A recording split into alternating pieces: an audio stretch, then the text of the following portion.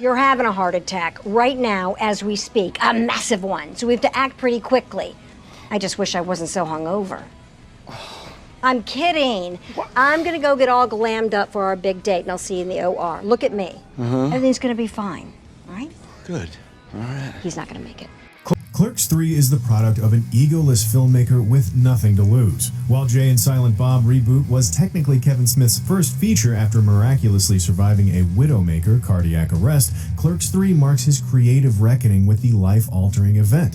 It's the meditative culmination of a father, husband, and geekdom advocate who came face to face with his mortality. Smith's abundant nerd culture metaphors synchronize with a gracious wholesomeness that's unexpected in a franchise stuffed with everything from corpse boners to fast food donkey shows. So, come for the crudeness, stay for the reflective existential warmth like a Death Star pointed at our emotions.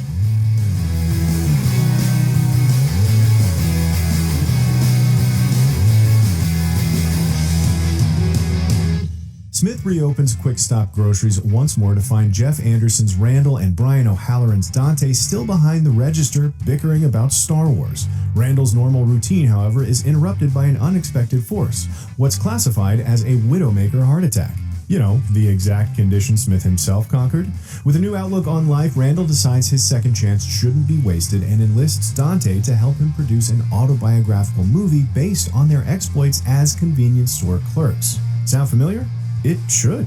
Randall essentially remakes Clerks in the most meta of career retrospectives. What follows is a product of maturation, despite potty-mouth lewdness and blazes of medicinal glory. Clerks and Clerks 2, for all their explicit dialogue exchanges, come from a place of sincerity, but Clerks 3 is the awakening of a reborn Smith. Smith confidently confronts Dante and Randall in decidedly unfunny positions thanks to life's cruelty and dares to wrestle situational comedy out of their anxious midlife crisis tragedies. That's not to say Clerks 3 itself is unfunny. Smith doesn't shy away from his bread-and-butter gags that define the first two movies, fondly remembering the joys of salsa sharks and milk inspectors. He implements the guise of remake familiarity to soften the personal rawness present in Randall's toxic unfulfillment and Dante's internal sad sack suffering. Smith's writing not only serves his healthily beating heart on a platter, but also allows him to take the South Park approach to skewer Clerks and Clerks 2, where he's learned better.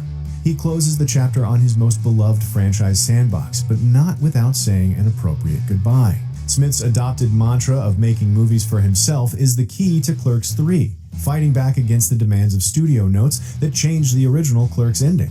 O'Halloran and Anderson aren't just asked to play rooftop hockey or belittle customers a third time. Dante and Randall conquer fears, shed tears, and face faithful music as life's unavoidable catastrophes hurricane over New Jersey. Insults through comic book references we expect, but expressly wounded performances from O'Halloran and Anderson are only one example of the unexpectedness of Smith's new directorial arsenal. It's hard to say Clerks 3 is for superfans because Smith's aversion to predictability might lose comedy-forward viewers. Jay and Silent Bob appear tamer, while the overall mood veers more soulfully dramatic. Still, the nostalgia trip does become redundant in a few instances that feel more like a clip show than backdoor reappraisal. At almost 2 hours, some midsection bloke could use relief, if only because Smith's at his best when subverting, protesting, and mocking everyone's assumptions about what Clerks 3 should be. Just another raunchy workplace daydream. I don't want this movie to be about other movies. I want it to be about me.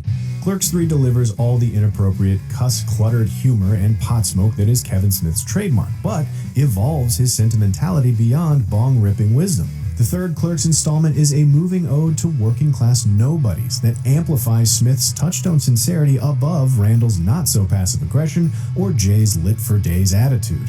Quibbles about the film's length and its less successful attempts at humor are minor ones in a sequel that's satisfying in more ways than presumed possible.